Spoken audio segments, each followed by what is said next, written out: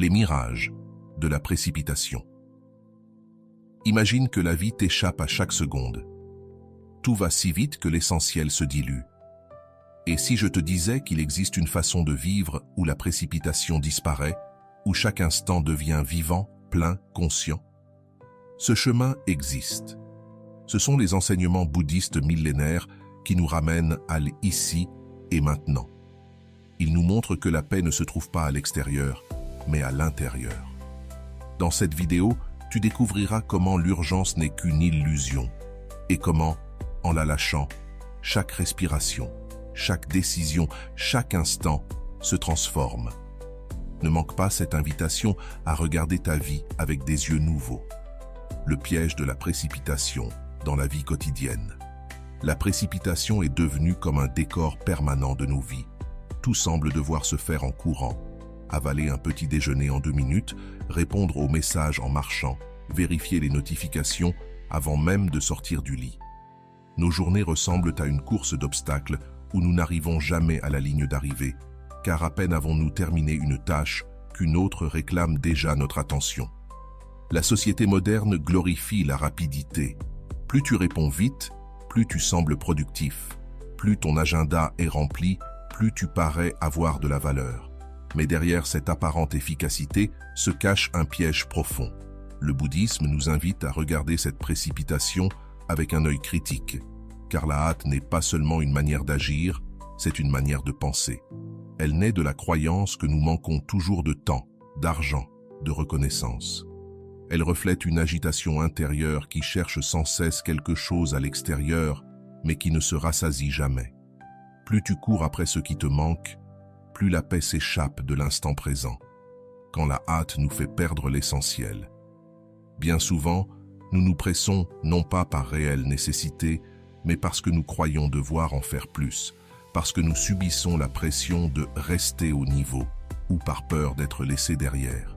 Et dans cette course, nous perdons ce qui compte. Manger sans savourer, parler sans écouter, être avec nos proches tout en ayant l'esprit ailleurs. Le prix est élevé.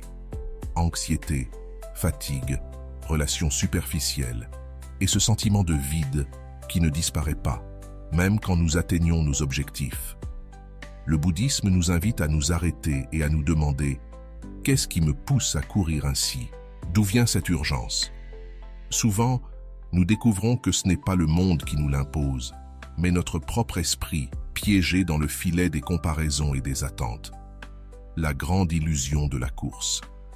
Nous pensons que la vie est une course, mais il n'y a pas de podium, pas de médaille pour celui qui arrive le premier. La vie n'est qu'un chemin qui se vit pas à pas, souffle après souffle. La précipitation nous donne l'illusion du contrôle.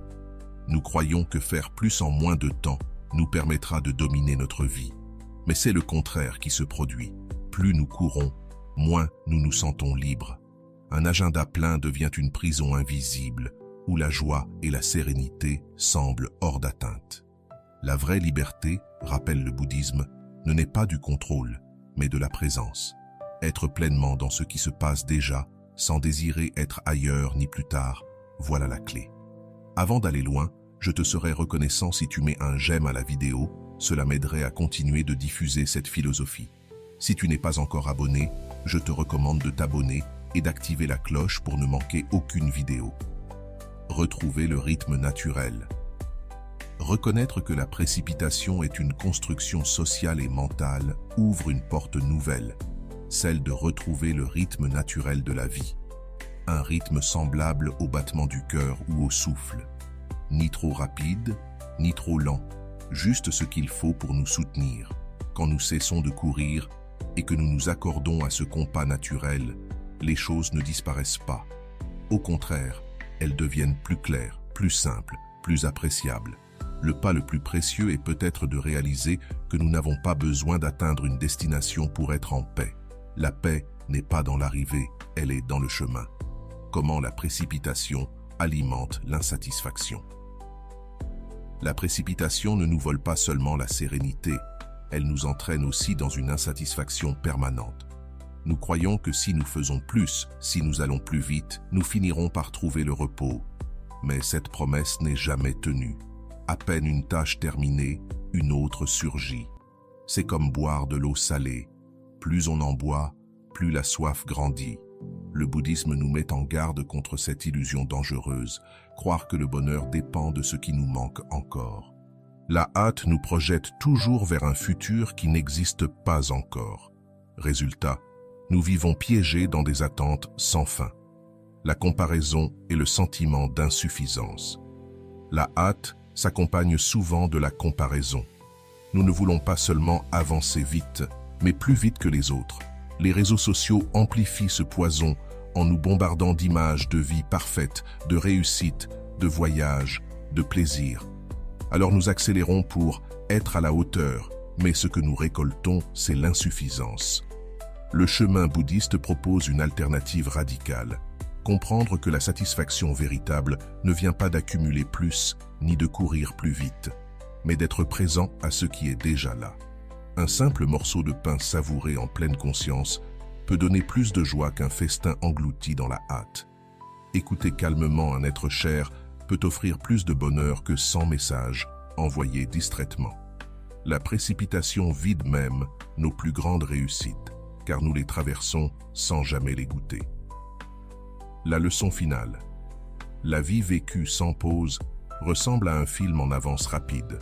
Les images défilent, mais elles ne se comprennent pas, elles ne s'apprécient pas, elles ne s'impriment pas en mémoire. Le message est simple.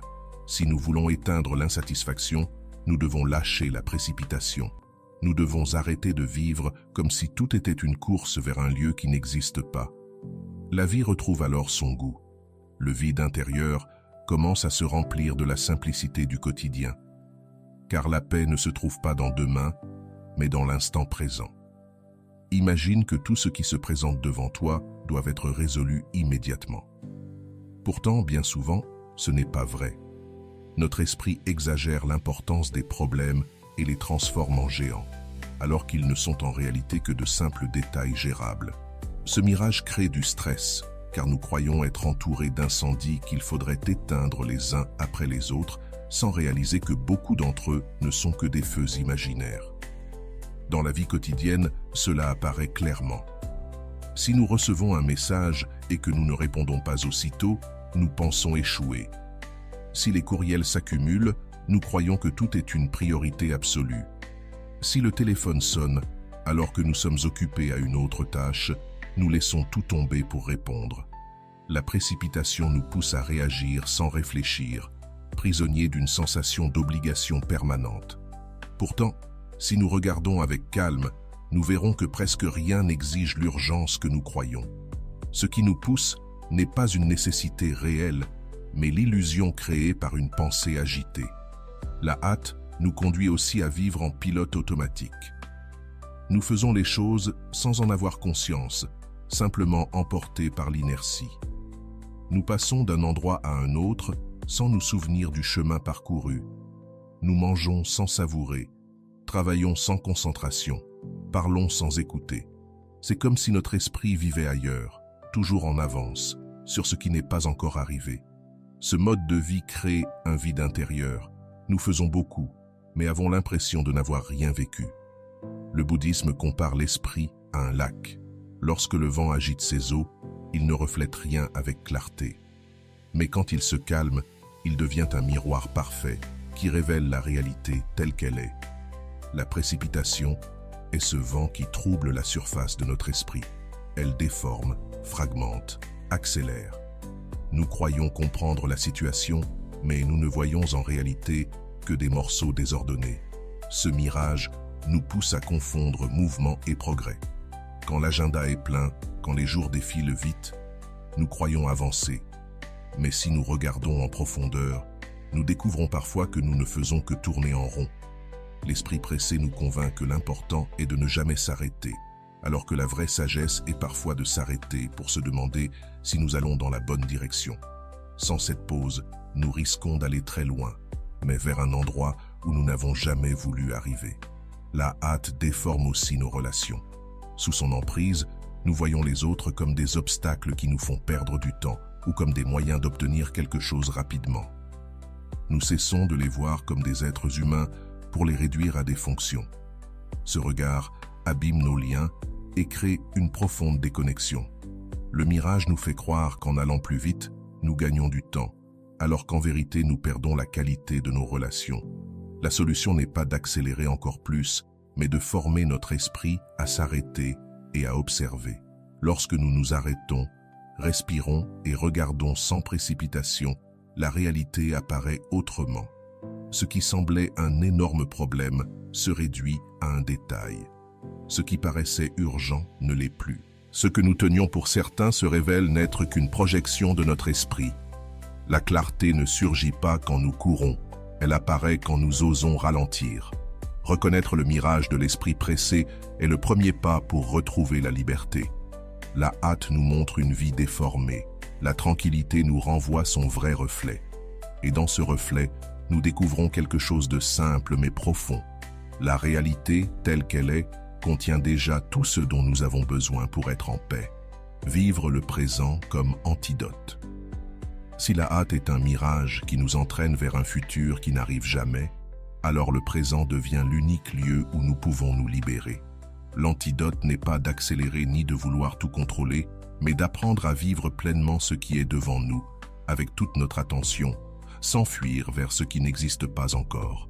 La vie se déroule toujours maintenant. Cela paraît évident, mais la plupart du temps, nous ne la vivons pas ainsi. Notre esprit court vers ce qui vient ou s'accroche à ce qui est passé. Nous sommes physiquement ici, mais mentalement ailleurs. Ce décalage nous rend inquiets. Le bouddhisme rappelle que la racine de la souffrance n'est pas dans ce qui arrive, mais dans notre incapacité à habiter le présent. Quand nous l'apprenons, le poids de la précipitation se dissout.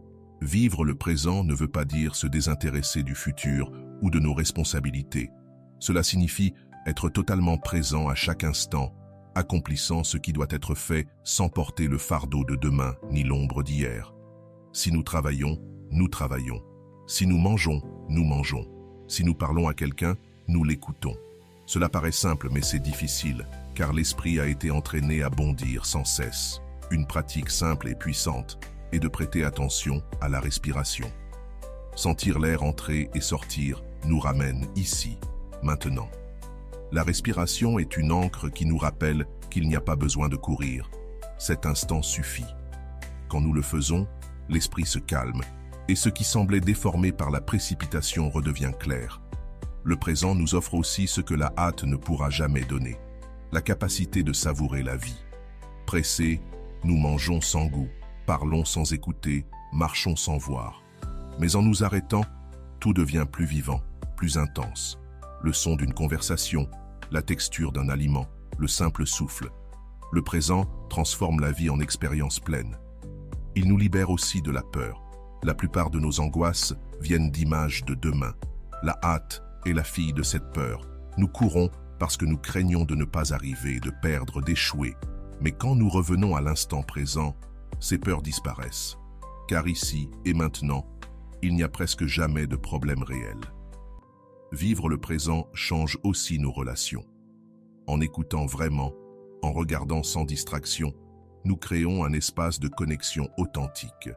Ce don d'attention est l'un des plus précieux que l'on puisse offrir. La hâte nous le vole, le présent nous le rend. Bien sûr, il ne s'agit pas d'atteindre une perfection où nous ne serions jamais distraits ou pressés. Nous aurons toujours des moments de course. La différence réside dans la capacité de le reconnaître et de revenir encore et encore à maintenant. Chaque fois que nous choisissons de nous arrêter, même quelques secondes, nous affaiblissons le réflexe de la hâte et renforçons notre aptitude à vivre avec calme. Le présent est un lieu simple, mais y accéder demande une décision. Il n'existe pas de méthode plus directe pour détruire le mirage de la précipitation que d'apprendre à être pleinement là. Ce n'est pas une habitude qui s'acquiert en un jour, mais chaque instant où nous y parvenons nous offre un avant-goût de liberté. Et cette liberté ne se trouve pas dans un objectif futur, elle est déjà là, dans ce moment précis. La compassion comme nouveau rythme de vie. La hâte n'affecte pas seulement nous-mêmes, elle influence aussi notre manière de nous relier aux autres. Lorsque nous vivons pressés, notre regard sur le monde se rétrécit. Les personnes cessent d'être des êtres complets, elles deviennent des obstacles qui nous ralentissent, ou des instruments pour aller plus vite. Le conducteur lent devant nous devient un ennemi. Le collègue qui tarde à répondre, un problème. Même nos proches, s'ils ne s'alignent pas sur notre rythme, nous paraissent des fardeaux. La précipitation érode notre capacité d'empathie. Le bouddhisme enseigne que la compassion est la base d'une vie pleine et qu'elle ne peut s'épanouir dans un esprit agité. La compassion demande du temps, de la présence, de l'ouverture. Elle demande de regarder l'autre sans jugement, sans le réduire à son utilité, mais en le reconnaissant comme un être humain qui, comme nous, aspire à vivre avec moins de souffrance et un peu de paix. Lorsque nous cessons de courir, l'espace s'ouvre pour ce regard plus humain et généreux. La compassion n'est pas de la pitié ni de la condescendance, c'est une compréhension profonde. C'est voir dans l'autre les mêmes luttes et les mêmes peurs que nous portons en nous. Quand nous sommes pris dans la pression, nous oublions que chaque personne traverse ses propres batailles. Le commerçant qui met du temps à nous servir, l'enfant qui interrompt sans cesse avec ses questions, le vieillard qui marche lentement. Au lieu de nous irriter, nous pouvons les voir comme des rappels que la vie a d'autres rythmes, plus naturels que les nôtres.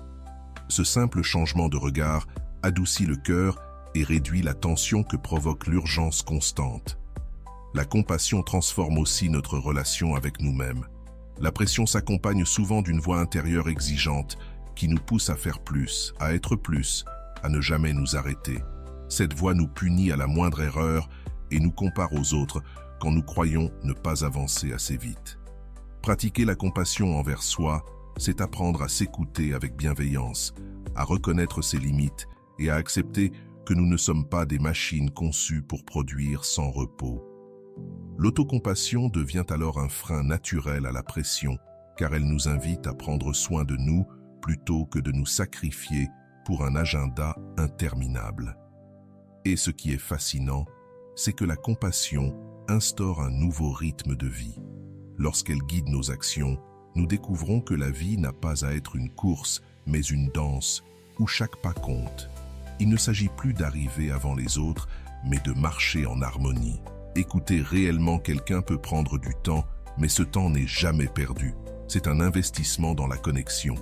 Aider un autre peut retarder nos plans, mais ce geste enrichit la journée des deux. La pression mesure la valeur en vitesse, la compassion la mesure en profondeur. La science moderne confirme ce que le bouddhisme enseigne depuis des siècles. Les actes de compassion font du bien autant à celui qui les reçoit qu'à celui qui les offre. Quand nous agissons avec empathie, notre corps libère des hormones qui réduisent le stress et augmentent le sentiment de bonheur. Ainsi, la compassion ne nous rapproche pas seulement des autres, elle nous protège aussi des effets destructeurs de la pression. Dans un monde qui glorifie la rapidité et la productivité, vivre avec compassion est presque un acte de rébellion. C'est refuser de traiter la vie comme une compétition et choisir de la voir comme une occasion de prendre soin de soi et des autres. Cela ne veut pas dire renoncer à nos objectifs, mais avancer vers eux sans écraser personne sur notre chemin. C'est comprendre qu'arriver ensemble est plus important qu'arriver premier. Quand la compassion devient notre rythme, la pression perd de sa force. Nous ne ressentons plus l'urgence de dépasser tout le monde, car nous comprenons que chacun a son propre temps. Nous n'avons plus besoin de nous punir pour n'avoir pas assez fait, car nous acceptons que notre valeur ne se mesure pas en productivité. La compassion nous rappelle que nous faisons partie d'un même tissu humain et que ce tissu, pour nous soutenir, doit être entretenu avec soin. Ce changement de vitesse nous libère du stress et nous rapproche d'une vie plus pleine et plus signifiante. Car au final, ce qui reste, ce n'est pas combien nous avons couru, mais combien nous avons aimé, combien nous avons pris soin et combien nous avons su être présents les uns pour les autres. Le pouvoir de la pause et du silence. Dans un monde qui ne s'arrête jamais, la pause et le silence sont devenus des luxes oubliés. Nous vivons entourés de bruits constants, notifications, conversations, circulations, écrans allumés en permanence. Et même quand le bruit extérieur se tait, l'esprit reste saturé de pensées, de rappels, de projets. Cette absence de quiétude alimente la pression, car nous ne nous offrons jamais l'espace de nous arrêter, d'observer et de respirer. Pourtant, le bouddhisme nous rappelle que le silence n'est pas un vide, mais une plénitude. C'est dans la pause que nous pouvons vraiment entendre ce qui se passe en nous. Lorsque nous courons sans cesse, nous ne faisons qu'effleurer la surface de notre expérience. Nous restons distraits, occupés, divertis, mais déconnectés. En revanche, lorsque nous faisons halte, lorsque nous nous laissons envelopper par le silence, nous découvrons un espace de clarté. Là, les choses deviennent plus nettes, les vérités se révèlent.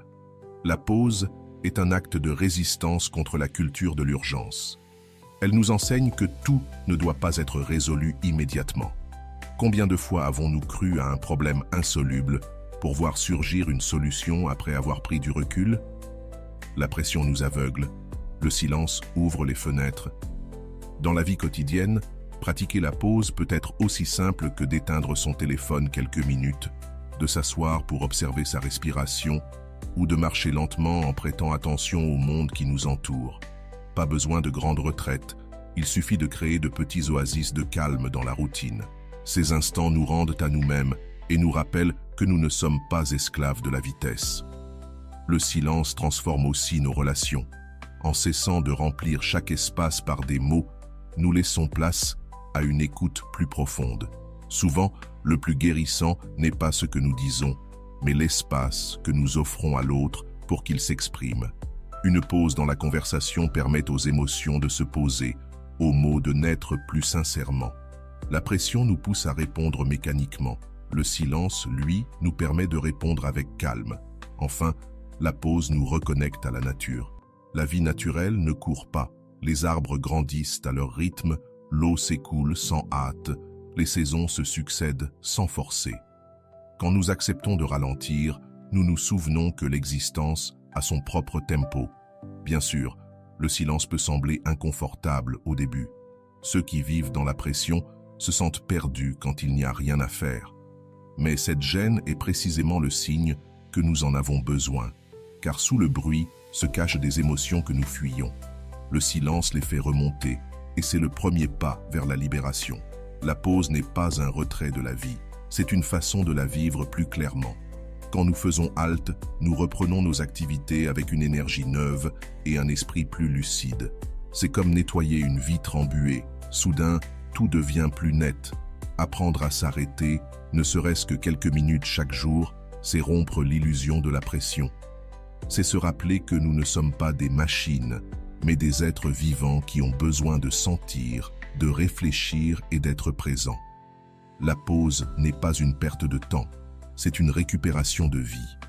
Le chemin bouddhiste pour lâcher et s'abandonner au flux. Après avoir vu comment la pression nous enferme, comment elle alimente l'insatisfaction et déforme notre regard, il reste un pas à franchir, apprendre à lâcher prise. Car tant que nous restons attachés à l'urgence, au besoin de courir, à l'idée que quelque chose manque toujours, la pression trouvera le moyen de revenir. Le bouddhisme enseigne que beaucoup de nos souffrances viennent de notre attachement à ce qui change. La pression n'est rien d'autre qu'un attachement supplémentaire, celui au contrôle, au désir que tout aille vite, que la vie se plie à notre calendrier. Lâcher prise ne veut pas dire renoncer à nos rêves ou fuir nos responsabilités. Cela signifie cesser de lutter contre le flux naturel de la vie. C'est accepter que les choses ont leur propre rythme et que nous pouvons avancer en harmonie avec lui. Fluide ne veut pas dire passif, mais confiant. C'est agir quand il faut, mais sans le poids de l'urgence. C'est comprendre que ce qui paraît un retard est souvent une opportunité déguisée et que ce que nous croyons être une perte peut devenir une ouverture vers du nouveau. Quand nous abandonnons le besoin d'accélérer, nous goûtons à une légèreté nouvelle. La vie cesse d'être une course épuisante et devient un fleuve dans lequel nous pouvons naviguer avec moins de résistance. Le chemin bouddhiste nous invite à vivre avec attention, compassion, silence et présence. Mais surtout, il nous rappelle que nous n'avons pas besoin d'atteindre une destination pour trouver la paix. La paix est là, à chaque pas, dans chaque souffle, dans chaque instant vécu consciemment. Lâcher la pression est un acte de liberté. C'est choisir de mesurer notre vie non plus en vitesse et en quantité, mais en profondeur, en qualité et en présence. Alors, la vie retrouve sa saveur. Nos relations se renforcent. Nous nous sentons plus légers. Et nous découvrons que nous n'avons pas besoin de courir pour vivre, car la vie est déjà ici. Maintenant, regarde ton quotidien. Demande-toi, quelle part de ma pression est vraiment nécessaire et quelle part n'est qu'un mirage. Ose relâcher un peu. Offre de la place à la pause, au silence, au présent. Et observe comment ta vie se transforme. Si ce message a résonné en toi, partage-le avec quelqu'un qui en aurait besoin. Une simple réflexion peut parfois semer une graine qui change une vie. Et écris-moi en commentaire, quelle est ta relation avec la pression? Quels obstacles rencontres-tu? Quelle petite victoire as-tu déjà obtenue? Ton expérience peut en inspirer beaucoup d'autres. Merci d'avoir pris ce temps pour réfléchir. Souviens-toi, il n'est pas nécessaire de courir pour vivre. Il suffit de respirer, de lâcher prise et d'être présent.